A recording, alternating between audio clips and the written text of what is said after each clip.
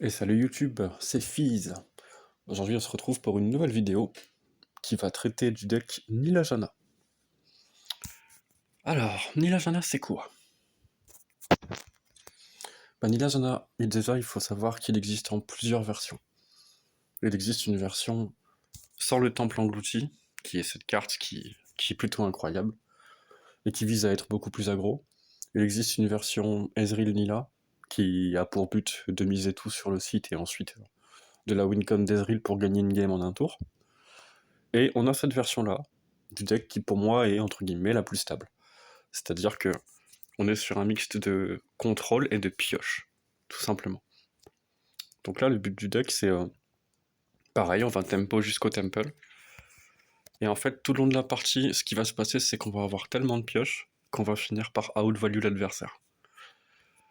On a des cartes comme Rex Déchu qui sont plutôt très fortes pour gérer les boards, donc ça peut punir des gros plays.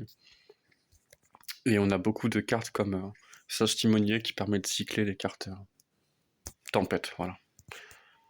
Donc après, bon, les level up sont alternatives. Nila, elle est plus là pour connecter une fois en attaque ou deux, et avoir sa spell pour piocher plusieurs cartes. Et la Jana level up, souvent c'est synonyme de victoire, parce que tout ce que tu pioches est réduit de 1. Donc du coup, t'as tellement non seulement de value, mais en plus tes cartes deviennent gratuites. Donc à un moment donné, l'adversaire, il est juste complètement plus en capacité de répondre. Voilà, et puis on a 1 million de ping, pour tout simplement avoir toujours de la gestion défensive. Et puis dès que c'est le moment, tu fais un play incisif et tu gagnes la game sur ça. Donc voilà. Comme hier, on va jouer en décontracté. Le but c'est que vous assimiliez toutes les mécaniques du deck. Comme ça, si le feeling avec le deck vous plaît, vous pouvez le jouer plus tard, quoi. Alors Mono Shurima, on va directement hard mulligan dans le match-up. On va chercher le Aftershock qui permettra... voilà. Le Aftershock, je l'ai direct. Donc là, je vais juste garder Nila. En plus, j'ai le token pair. Donc le token pair, ça me permet de directement buter son site sans me manger la T2 1-4 qui permet de mettre Spell Shield au landmark. Donc même si la Nila, elle est techniquement meilleure au T2, je peux faire abandonner mon adversaire juste parce que j'aftershock directement à mon T2 sa wincon. Bon, lui, il ne le sait pas, mais il peut gagner sans la wincon. Sauf qu'il y a 70% des joueurs qui abandonnent directement. Donc on va miser sur ces 70% pour le faire abandonner.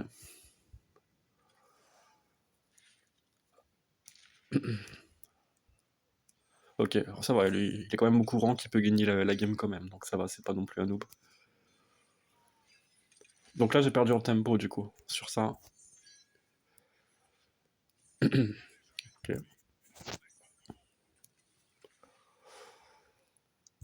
Je vais bloquer Azir ici. Si je peux mettre Azir à 3 HP, c'est bien. Je peux bloquer celle-ci. Je peux pas bloquer la 2-2 parce que si Azir bloque, Manila elle se fait tuer. Donc je préfère bloquer le soldat de sable. Et là j'ai une open into Jana qui va me mettre plutôt très bien.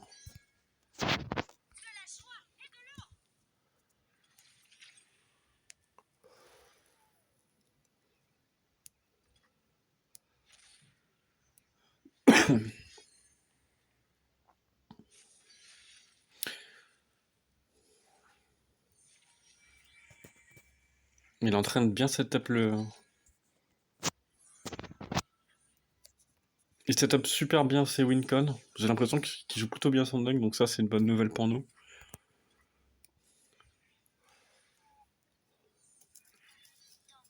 Oh putain, j'ai le temple.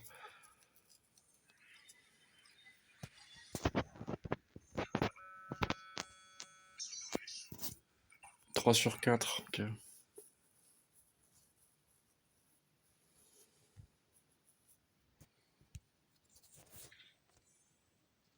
Ça inflige 1 à la plus faible. Donc si je joue la T3, c'est Nila.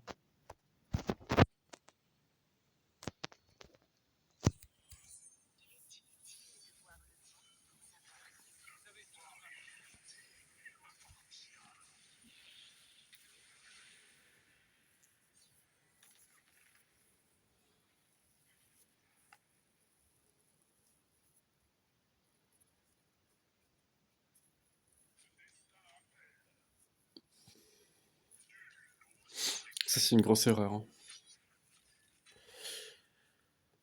C'est une grosse erreur ici, de sa part. C'est dommage parce qu'il a fait un bon début de game et pour une raison obscure, il décide de la trop.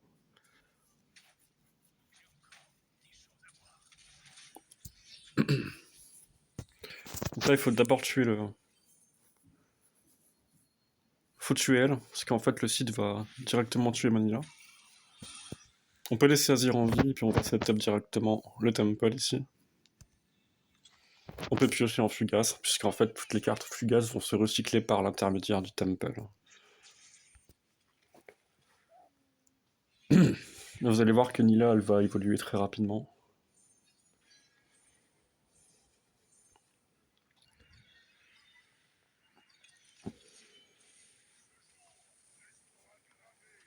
Tu vois, finalement, là, le fait que Azir il soit level up, je m'en fous un peu. Par contre, si c'est Xerath qui est level up, je suis un peu plus en PLS, quoi.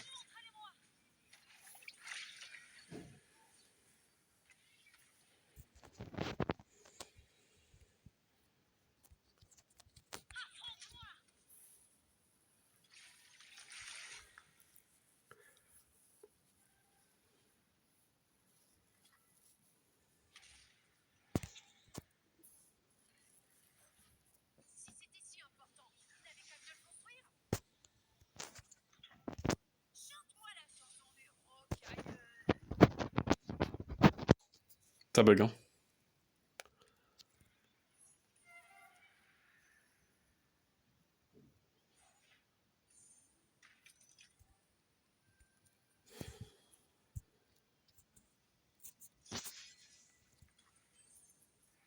Tue directement le Azir, et on garde les fast speed en main.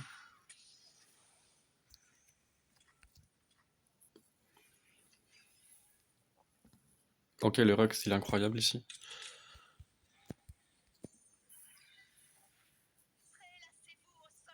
On va d'abord le laisser setup.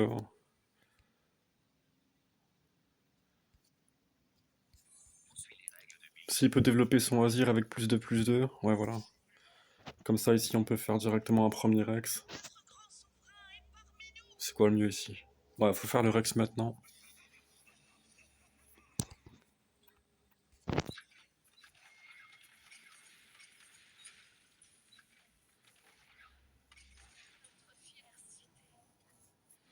Là, je vais prendre le billardiste. Ça va me permettre de setup le deuxième Rex déchu.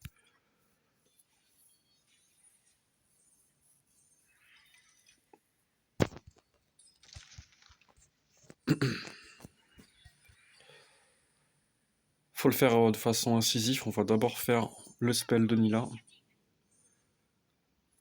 Et là, en direct, on fait Rex. En fait, faut être incisif. Parce qu'il y a aussi un monde où il fait rite de refus, et du coup, on peut punir le rite. Là, on gère les 3 wincon, et l'adversaire, du coup, là, il est très très très mal. Derrière, je vais pouvoir Janna, Cycle, hein. Tout ce qui sera tourbillon plus sage timonier.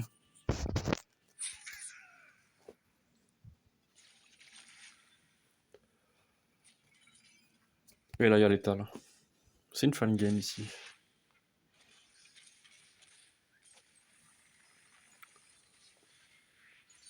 Pour ça que les anticides, c'est pas mal. Il y a aussi quelques decks qui jouent avec les landmarks, donc c'est important d'avoir toujours les removals.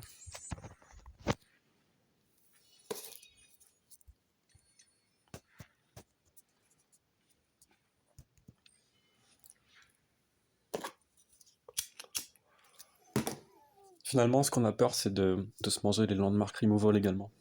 Parce que la plupart du temps, sans le site, c'est un peu plus compliqué. Par contre, on est quand même moins dépendant du site que Ezreal Nila. On peut s'en sortir, alors qu'Ezreal Nila, c'est vraiment compliqué quand on n'a pas le site.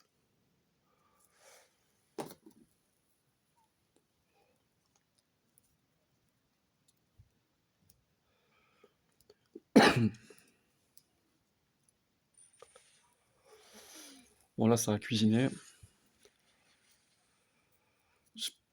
Aphelios peut être ennuyeux. Je garde pas la T1, j'ai pas la T2. Je fais Hard Mulligan ici pour le Temple.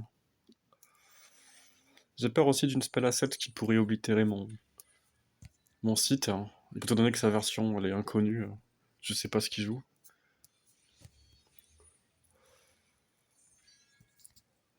Du coup, Ban il là. Est-ce qu'il y a un Capricorne en face?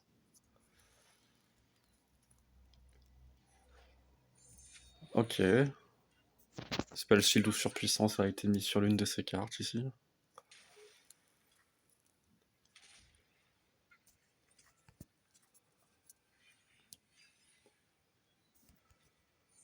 Ok, là je peux faire double billardiste, comme ça au prochain tour j'ai la zone A et j'ai le marin qui est gratuit. Par contre, si là il prend l'anticite, il peut avoir un anticite en main du coup là.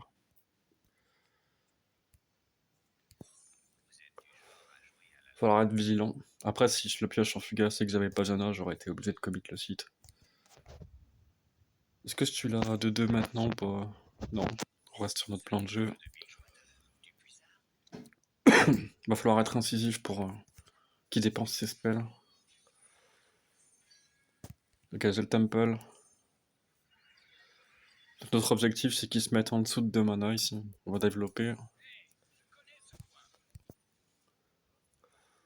Et là, vous voyez, j'ai 4 de mana pour la Jana, donc je peux pas investir au-delà. Je peux pas utiliser ni celle-là, ni celle-là. Là, je pense qu'il y a une pelle cascade, donc pour optimiser l'ordre, on va faire 3-1 comme ça. Je vais faire comme ça. Comme ça, s'il pelle cascade la 2-2, je rentabilise en termes de... Ok.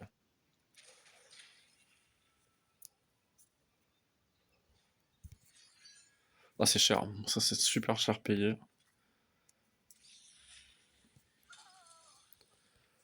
Là, on va faire la Jana et on va cycle les 2 cartes fugaces.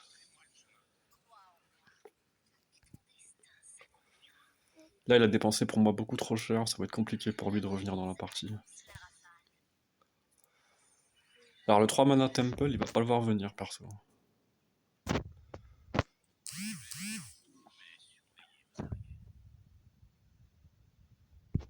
J'ai 4 de mana maximum à jouer.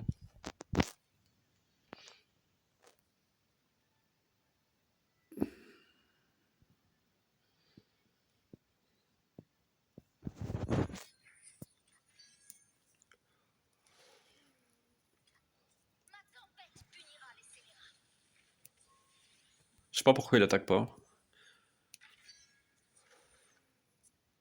Je sais pas de quoi il avait peur. Il a une frappe rapide et il attaque pas. Je comprends pas.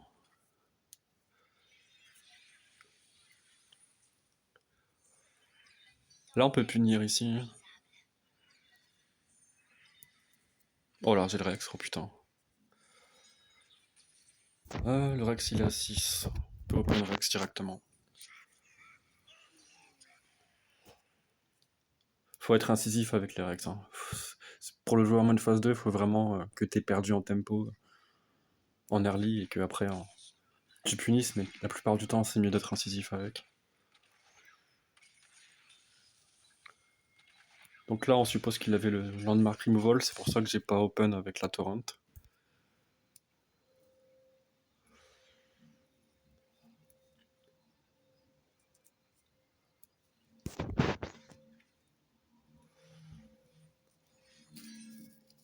Il a une paume ici, ok. Pareil, on va être incisif. On va pas le laisser souffler.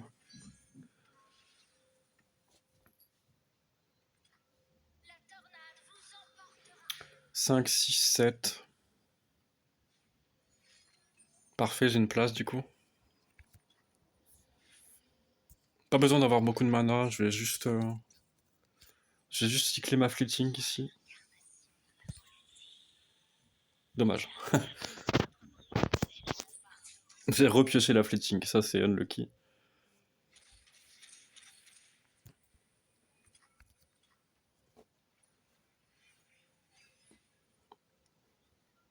Là on a juste à piocher un Mystic Shot ou une Lila level up.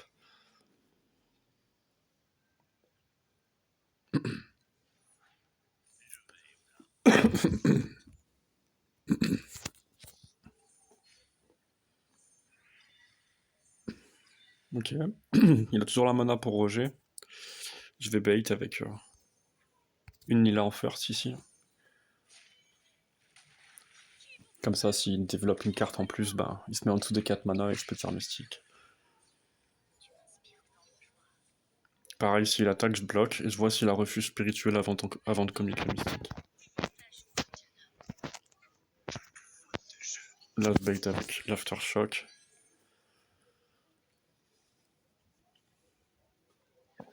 Mais il est pas mort ton Yasuo. Mais bon, t'étais mort quand même.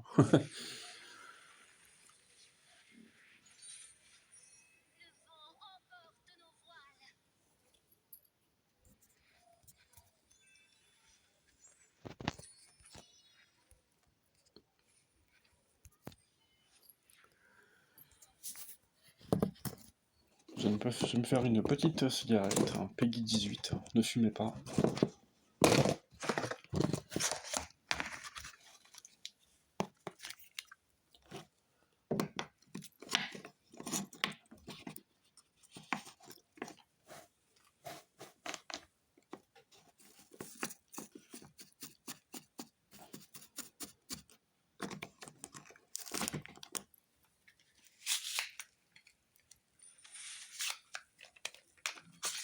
Alors ça, c'est un deck dont j'ai très très peur.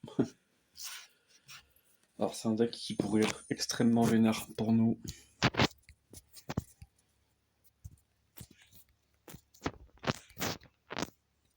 Après coup, contre la 3-3, je la garde ou pas? On va essayer de chercher le temple, on va garder Nila. En fait, le problème du match-up, c'est que j'ai rien pour gérer les grosses bébêtes.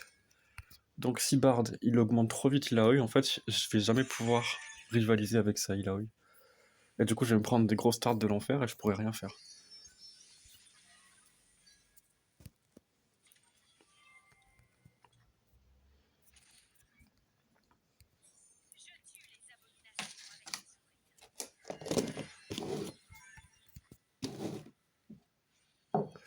Plus là, il a tout dans la curve, donc il a T1 plus T2.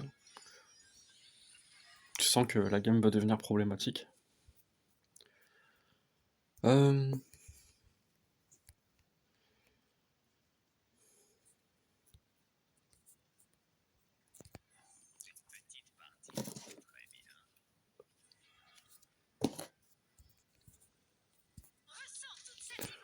J'attaque avec un 2, parce que techniquement il peut buffer. Non, j'attaque pas avec la. J'attaque juste avec Nila ici.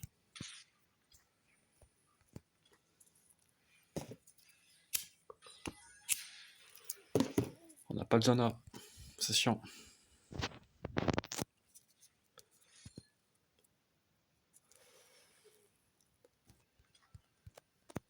Ça essaye de sauvegarder Ilaoi, probablement. Je vais faire une première fletching ici. Dommage que je pioche le Rex. J'ai pas de quoi cycle non plus. Partir sur la gratuite. En fletching, j'ai aussi ça.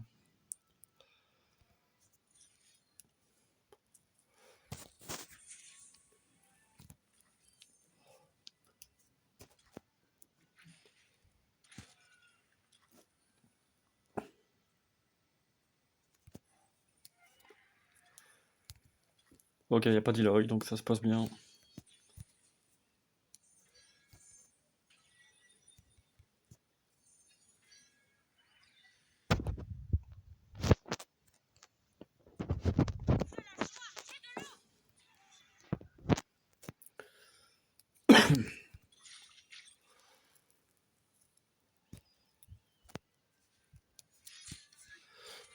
Deal de stun, ok.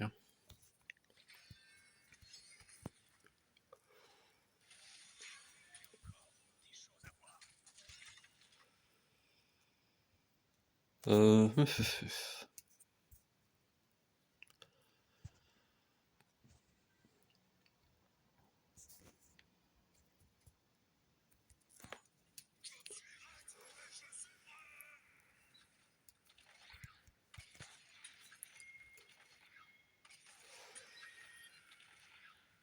La 4-4, c'est un bon body. Ok, il a pas eu de bonne sortie alors. Pourtant, il avait eu T1, T2, mais il a pas trouvé ses wincons.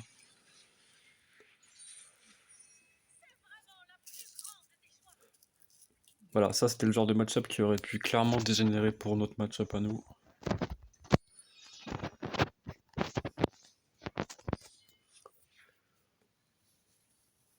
Alors, j'ai pas fait le Rex incisif ici parce que s'il développait Ilaoi en main phase 2, c'était meilleur de blesser Ilaoi pour optimiser les chances de la tuer sur les pings. Je peux pas me permettre de laisser Ilaoi en vie, ne serait-ce que 2 tours sur le terrain. Donc fallait vraiment garantir le kill.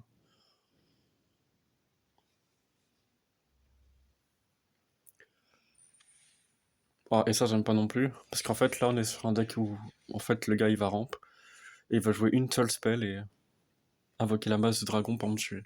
Donc en fait ici c'est un contre-la-montre. Donc il va falloir être très très très incisif sur mes plays. La Morgana elle peut être très chiante aussi parce que c'est une carte qui lui permet de se régénérer.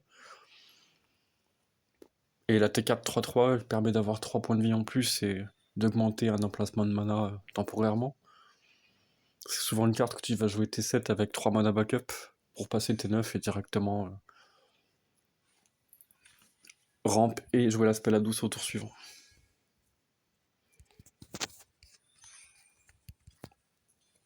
On va très vite savoir si on va être dans la merde ou pas avec un Capricorne au T2.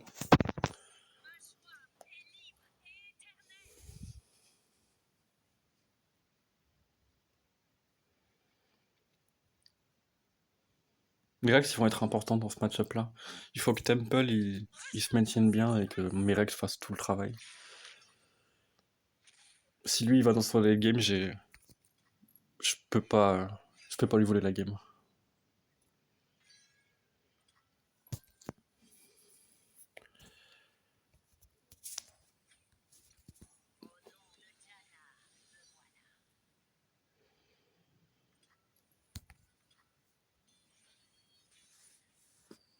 Pareil là en open et ensuite on part sur Zana.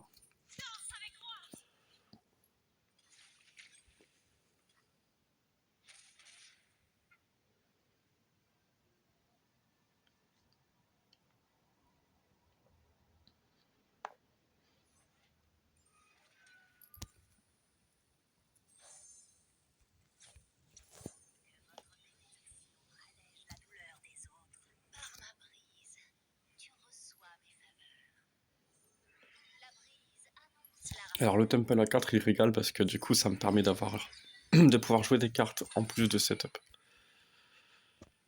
Euh...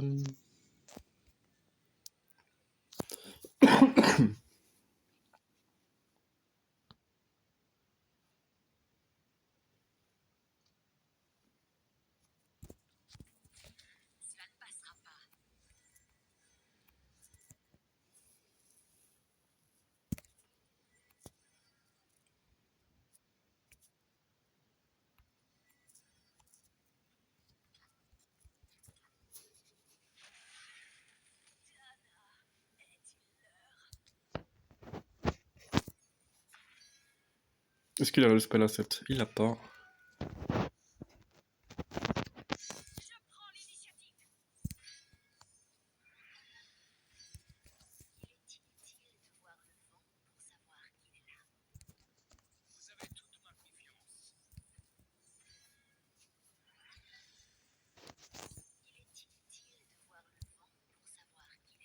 Et là en fait on met celui-là à 3. Parce que quand Nila va level up, elle sera en dehors de la portée du brush de Nila. Parce que Nila va infliger 2 points de dégâts directement en fait.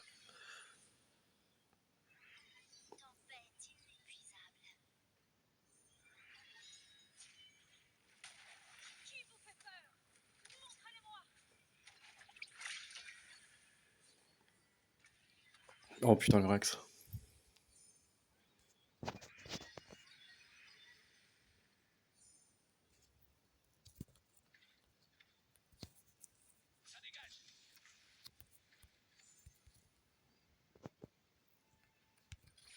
Je vais pouvoir level up Majana en mode phase 2.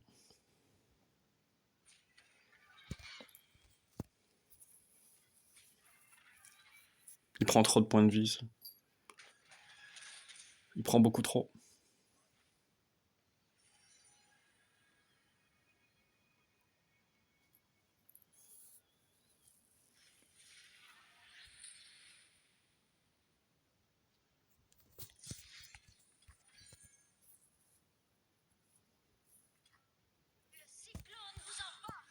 J'avais l'étal ici, mais c'est pas grave.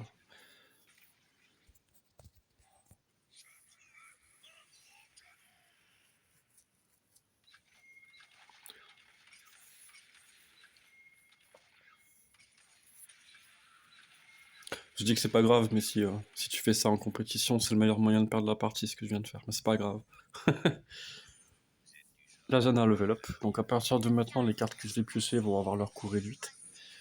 Je vais piocher une carte supplémentaire par tour et ma Jana a le mot-clé insaisissable.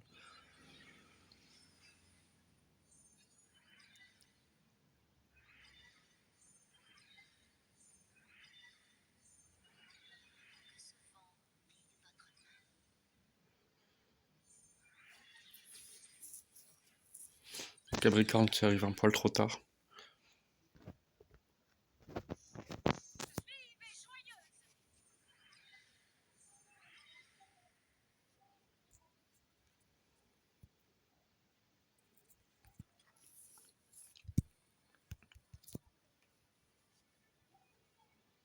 J'ai aucune raison de jouer en fait parce que je gagne ici.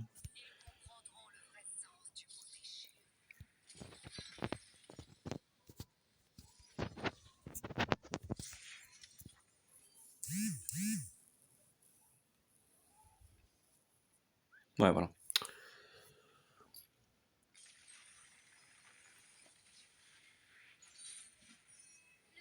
Donc voilà, c'était pour vous montrer quelques petites games du gameplay Nihajana. Donc ça c'est un deck que pareil j'ai beaucoup aimé par le passé. En l'état actuel c'est un bon deck, ça peut être aussi une bonne option, parce qu'en fait le temple englouti peut très vite déborder tous les decks morts de Kaiser, d'où l'importance d'avoir un deck mort de Kaiser qui joue Voyageur désabusé pour avoir la réponse, et les Pioneers pour avoir les Tantilor de Mark Removal. Donc voilà. Mais écoutez, je l'ai pas dit dans la dernière vidéo, mais si le contenu vous plaît, bah vous pouvez me soutenir avec un petit like et puis bah vous abonner à la chaîne. Voilà, donc moi ça m'envoie de la force pour continuer à vous partager en fait du coup des vidéos de gameplay et des présentations de deck. Puis bah pareil, hein, si vous avez des questions, n'hésitez pas à les mettre en commentaire. J'y répondrai toujours avec grand plaisir. Voilà, voilà. Sur ce, je vous souhaite une excellente après-midi et vous dis à bientôt. Salut!